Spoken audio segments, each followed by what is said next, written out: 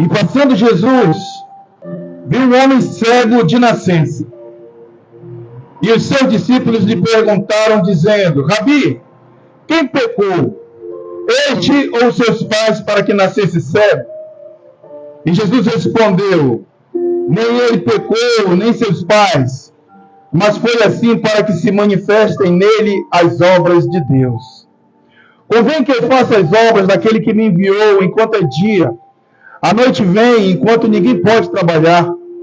Enquanto estou no mundo, eu sou a luz do mundo. Tendo dito isto, cuspiu na terra e com a saliva fez lodo. E untou com o lodo os olhos do cego e disse-lhe: vai, lava-te no tanque de Siloé, que significa o enviado. Foi, pois, e lavou-se e voltou vendo. E então os vizinhos e aqueles que antes tinham visto que era cego diziam: não é este aquele que estava sentado e mendigava? Uns diziam: é este. E outros: parece-se com ele. E ele dizia: sou eu. Glória a Deus. Pai querido, Santo Eterno Deus, damos graças, Senhor, pela tua infinita misericórdia, Pai. Fala conosco, Pai, de uma forma clara, concisa e poderosa. Fala aquilo que precisamos ouvir, Senhor, e não o que queremos. Pois a tua palavra ela é vida e eficaz, Senhor. Fala conosco nesta manhã, no nome de Jesus. Amém. O texto que nós acabamos de ler, ele se encontra no Evangelho de João, no Novo Testamento. E este Evangelho, ele foi escrito pelo próprio nome do Evangelho, seu autor, discípulo João. E esse Evangelho, amado, ele é conhecido por muitos como o Evangelho da intimidade. O seu escritor também se autodenominava o discípulo do amor, ou aquele a quem Jesus mais amava. João, interessante que ele, quando ele escreve esse Evangelho, ele escreve de uma maneira imparcial. O que é isso? Uma maneira que era totalmente diferente dos outros, se diferenciando totalmente dos três primeiros evangelhos, Mateus, Marcos e Lucas, que são chamados de sinóticos, mas de João era totalmente diferente, porque João ele estava preocupado em escrever simplesmente toda a intimidade que ele adquiriu no período de 3 anos e meio, andando com o mestre dos mestres, com o Senhor do Senhor, o Rei dos Reis, aleluia. João, ele decide então relatar cada olhar, a cada gesto, a cada sorriso de Jesus, a cada expressão facial. Até quando Jesus dormia, João prestava atenção. João ele não estava tão preocupado em escrever milagres, embora ele estivesse em todos os milagres feitos por Jesus. Mas entenda que João ele estava preocupado em escrever todos os momentos que ele pode ter com Jesus. Ou seja, intimidade. João era tão íntimo de Jesus que ele foi o único de todos os discípulos a encostar a cabeça no peito de Jesus. E ele ouviu os batimentos do coração de carne do Filho de Deus. Nenhum homem teve essa oportunidade, essa experiência. Isso é intimidade, amado. Nem todos tiveram esse privilégio. É bem verdade que muitos homens na Bíblia foram usados poderosamente por Deus, por Jesus. Mas este homem era diferente, aleluia. Ele não estava preocupado em relatar milagres. Ele escreve apenas 7 milagres no seu livro. E esse milagre que ele escreve é o que mais chama a sua atenção. É o texto que nós acabamos de ler. João 9, do versículo 1 a 19. O texto vai dizer que Jesus estava passando e viu um homem cego de nascença. Preste atenção que a Bíblia ela é tão enfática, ela é tão clara em dizer que este homem era cego de nascença. Entenda que Jesus curou muitos cegos, mas de nascença a Bíblia declara apenas um. E João atentou para esse detalhe, por causa da intimidade que ele tinha com Jesus, e ele relata: este homem era cego de nascença. E o interessante disso tudo é que eles estavam passando, eles vinham passando, suponhamos, pelas avenidas principal aqui do Maguari, e ele está te vendo nesta manhã. Jesus está passando e vendo você no seu local de trabalho. Vendo você se deslocando em sua bicicleta, no seu carro, na sua moto. E Ele também sabe tudo aquilo que tu está passando. Ele sabe muito bem o problema que você tem enfrentado, talvez desde quando você nasceu, ou talvez que você adquiriu ao longo da tua caminhada. Mas eu quero te dizer nesta manhã que todas as coisas estão no controle de Deus. Nada fugiu do controle de Deus, porque Ele te conhece. Ele te gerou ainda antes de você ser formado na madre da sua mãe. Ele te separou para uma grande obra, um grande ministério. Entenda que Jesus está passando nesta manhã, está vendo você, minha amada. Ele sabe o quanto você tem buscado a Ele, ou talvez o quanto vocês têm andado aflito, desesperado. Mas eu quero te dizer aquilo que o meu irmão falou logo mais cedo. Não se turbe o vosso coração. Crente em Deus, e Jesus diz, crê também em mim. Aleluia. Ele está passando e viu este homem cego de nascença.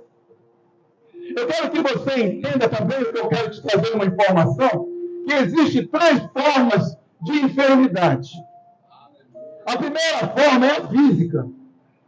A segunda é a espiritual. E a terceira é aquela que Deus permite. Sim, permite. E por que Deus permite? Para que depois a glória dele seja manifesta na tua vida. Para que você entenda que para você não tem jeito, mas para Deus tem. Aleluia! Para que você entenda que quando está morto, para Deus é vida. Quando você diz, a minha acabou, Deus está dizendo, agora que eu vou começar. Aleluia! É por isso que ele permite o homem e a mulher passar por tribulações, para que ela entenda que sozinha ela não consegue nada. Ela precisa se voltar para Deus e entender que Ele é a solução para todas as coisas. Eu quero te falar também da física. A física é aquela que você mesmo, no decorrer da tua vida, adquire com mais hábitos. Hábitos de má alimentação, hábitos de mau sono, de vícios. Então, ao longo da sua vida, daqui a pouco você vai adquirir males, enfermidades, que muitas das vezes a própria ciência já não vai dar mais jeito. Porque você exagerou, estragou o corpo que Deus fez. A Bíblia diz que eu e você somos templos do Espírito Santo.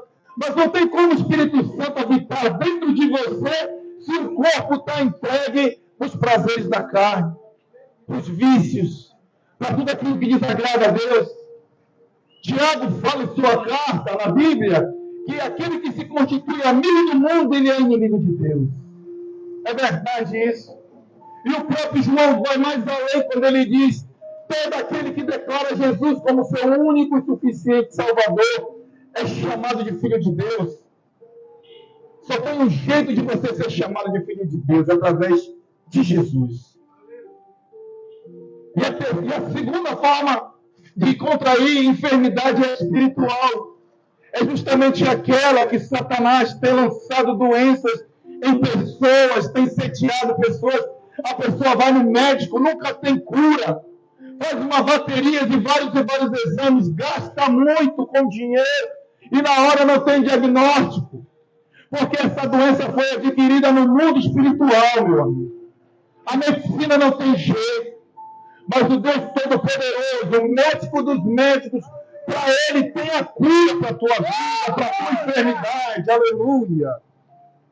O texto vai nos dizer que os discípulos eles vão olhar para aquele homem. Jesus está passando, está fitando os olhos naquele homem de longe. Jesus está no seu trono, sentado ao lado de Deus Pai Todo-Poderoso, e está fitando os olhos em você que passa. Não pense você que você está sendo desapercebido dos olhos de Deus, não, meu amado. Não está, não. Jesus está sentado, intercedendo por mim e por você. Ele tem observado cada movimento teu, cada lágrima que talvez você tenha derramado no seu quarto, para que o teu marido não veja, nem os teus filhos, para não demonstrar fraqueza. Talvez no seu local de trabalho, quando você vai no banheiro por algum momento, e ali aquela dor te basta te consumir, e você chora, enxuga as lágrimas, retoca a maquiagem e volta para o local de trabalho. Não pense você que Deus não está te vendo. Ele sabe tudo o que está te acontecendo, mas é necessário você querer o abençoador. Não é só a bênção. Assim como Jesus olhou, os discípulos também olharam. Principalmente João, porque João ele era observador de Jesus. Se Jesus olhava para um lado, ele olhava. O que Jesus está olhando? Se Jesus falava algo, ele parava para perguntar: Senhor, o que quer dizer isso? Me explica. Então ele vai aproveitar e vai fazer uma pergunta: Senhor, quem foi que pecou para que esse homem nascesse cego desse jeito? Foi os pais dele? Foi ele? Sabe por que essa pergunta, irmãos? Porque foi ensinado ao povo, desde os tempos da lei de Moisés, 1500 anos atrás, antes de Cristo, que Deus é Deus zeloso, aleluia, é Deus que visita a maldade dos pais até a 4ª geração dos filhos. Mas aqueles que o amam e obedecem a sua palavra, ele visita até a 1000ª geração. Então, quando alguém aparecia com uma enfermidade, principalmente se fosse de nascença, era relacionada ao pecado dos pais, porque ela estava naquele estado. Então, naquele momento, tudo que foi ensinado para eles caiu por terra. Eu não sei mais em quem acreditar. Eu acredito na lei ou eu acredito em quem está ensinando a lei? Quem é a verdadeira lei? Então, muitas coisas vieram à tona, muitas coisas vieram na cabeça daqueles jovens discípulos. Eles não sabiam mais o que entender, porque a lei diz uma coisa e a graça diz outra. Mas Jesus vai dizer para eles: não foi ele, nem os pais. Entenda que você está passando por uma dificuldade, não é porque você nasceu para sofrer. E não entenda que isso daí é para a tua morte. Não. Isso é para que a glória de Deus seja manifesta na tua vida. Tem coisas que você não vai entender. Embora você murmure, embora você chore, você reclame, você cobre de Deus. Ei, essas coisas são para que Deus venha manifestar as suas obras na sua vida. Então Jesus vai muito além, vai falando para eles: olha, convém que eu faça as obras enquanto é dia. Porque de noite ninguém trabalha. É por isso que nós estamos aqui. Porque é dia, e é de dia que se faz a obra de Deus. Porque à noite ninguém trabalha. Essa obra ela tem que ser renovada todas as manhãs, no nome de Jesus. Ei, Deus nos trouxe do sideral para te dizer o quanto você é importante para Ele. O quanto Ele tem cuidado de ti e você não percebe. Se não fosse Ele, você não estaria aqui hoje, nesta manhã, não. Você não estaria aqui no seu local de trabalho. Se não fosse Deus, você não estaria respirando. Então, por que você reclama tanto da tua vida? Se você tem todos os teus sentidos, os teus órgãos perfeitos, se Deus te preparou para que você seja um vencedor e não um derrotado. Deus te fez cabeça, não foi cauda, meu irmão. E Jesus vai fazer algo inusitado. Ele vai cuspir na terra. E vai fazer um lodo. E deste lodo ele vai colocar nos olhos daquele homem cego. E vai dar uma ordem para ele: olha, você vai se deslocar agora para o tanque de Siloé. Que significa o enviado. Sabe o que significa isso? Quando você tem um encontro com Jesus e você precisa ser lavado, ser renovado, Ele vai te enviar por caminhos que você não vai querer ir. É por isso a resistência de pessoas virem para Cristo, porque ninguém quer abrir mão do seu conforto, da sua vida de prazer. Ah, não, eu faço bem para todo mundo, eu abençoo, eu dou uma cesta básica, eu ajudo ele. Não é pelas boas obras, para que ninguém se glorie. Não é? É pela graça. E quem é a graça? Jesus. Se não tiver a graça, não tem como ver a Deus. Ele mesmo falou para os fariseus: se vocês não conhecem a mim, não tem como vocês conhecerem a Deus. Mas se vocês conhecem a Deus, então vocês conhecem a mim. Sabe que tudo aquilo que foi falado pelos profetas, eles falaram de mim. E aquele cego vai seguir o caminho. Eu não sei quantos quilômetros ele andou. Eu não sei, a Bíblia não diz qual a proximidade que ele estava deste tanque. Um tanque, um reservatório de água da cidade de Jerusalém. Eu não sei. Também não sei se no decorrer da caminhada ele caiu muitas das vezes, tropeçou, se feriu nas quedas, ele caiu nas pedras, nos espinhos, eu não sei. Mas eu sei que ele levantou e seguiu, aleluia. Tem muita gente que está querendo andar, mas está com medo das quedas. Está olhando para os tombos, está olhando para os espinhos e para as pedras e diz, eu não vou conseguir. Tem muita gente, aleluia, que está preocupado com as quedas, não está preocupado em seguir e ouvir e obedecer a voz do Senhor Jesus.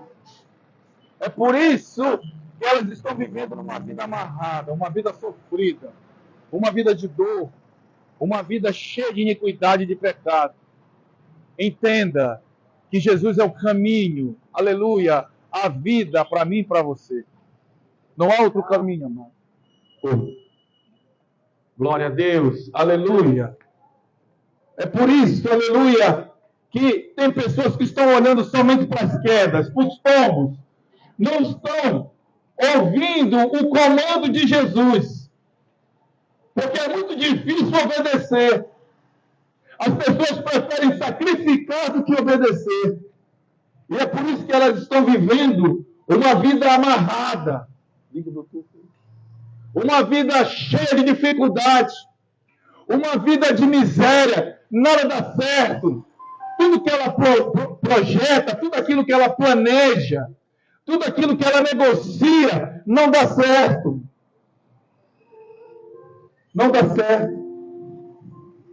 Porque ela não está preocupada em ouvir o que Jesus manda, mas sim o seu coração determina. O homem vai pelo seu coração.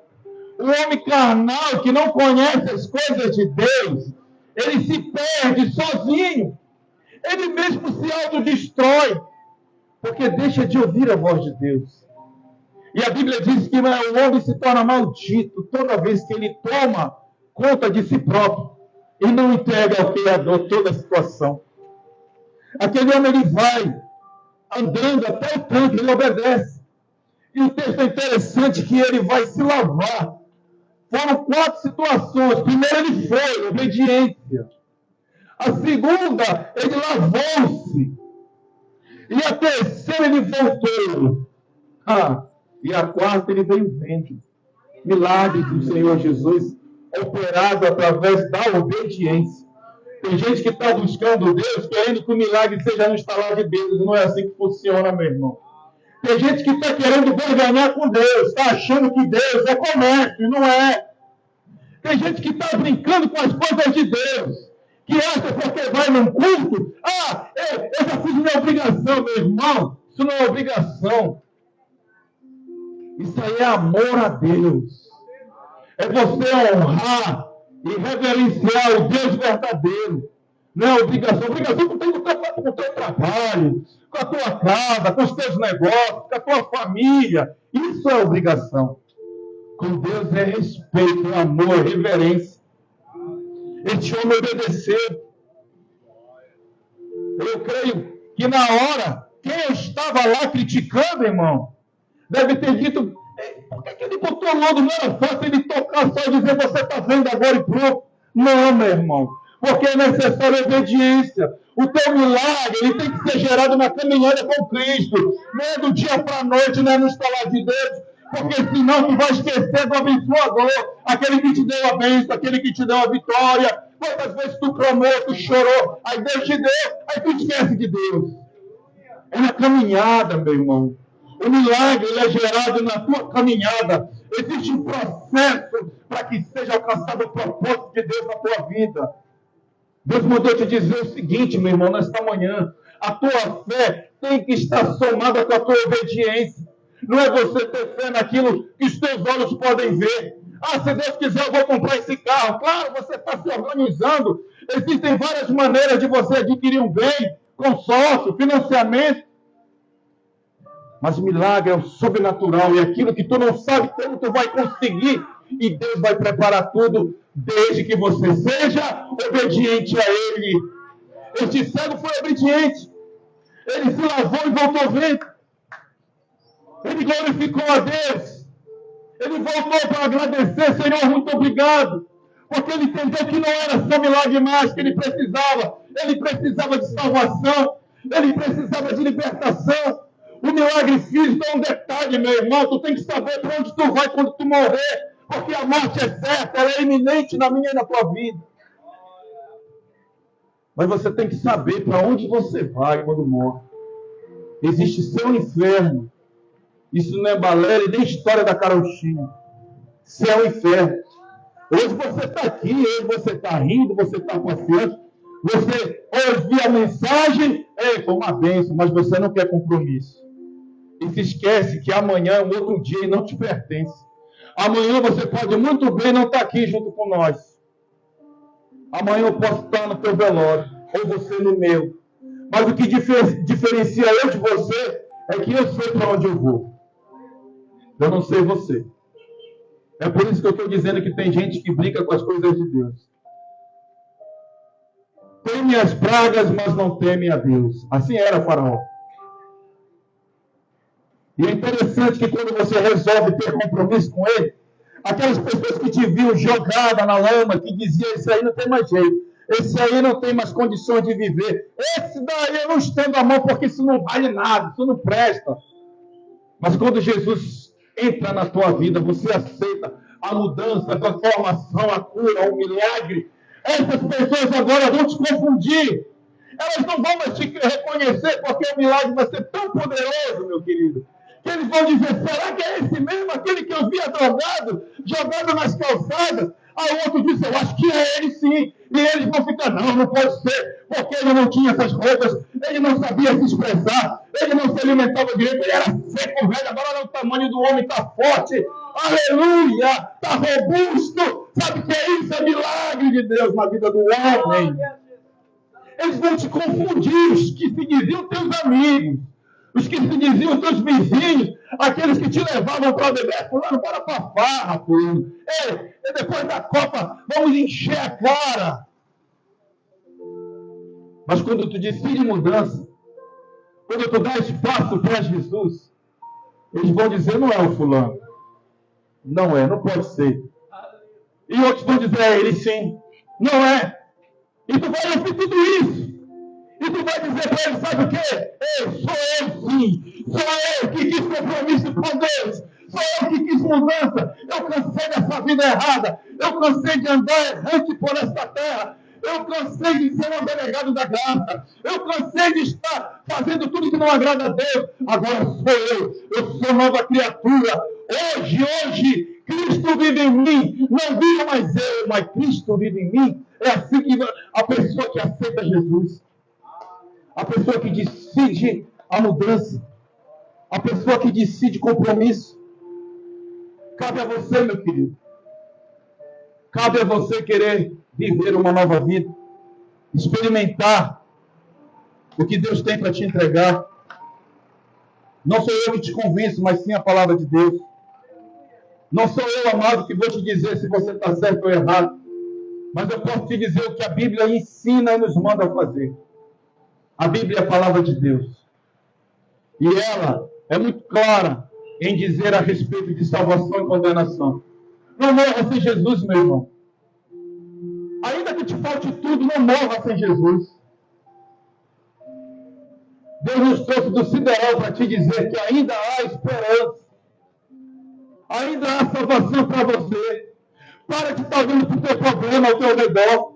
Jesus está te vendo. Há 4 formas de Jesus curar, meu irmão. A primeira ele vê, ele está te vendo nesta manhã. Depois ele te chama, meu irmão. Assim como ele chamou o Bartimeu. E aí ele te pergunta o que queres que eu te faça. E você pode até dizer, mas você muitas das vezes se cala. Porque você não tem coragem de querer uma vida nova. Porque tudo tem um preço e ninguém quer pagar um preço de abrir mão do seu conforto. Cuidado, meu amigo, minha amiga, preste atenção. Nós já fomos também desse lado que você está. E hoje nós estamos aqui para te dizer que Jesus faz toda a mudança, toda a diferença.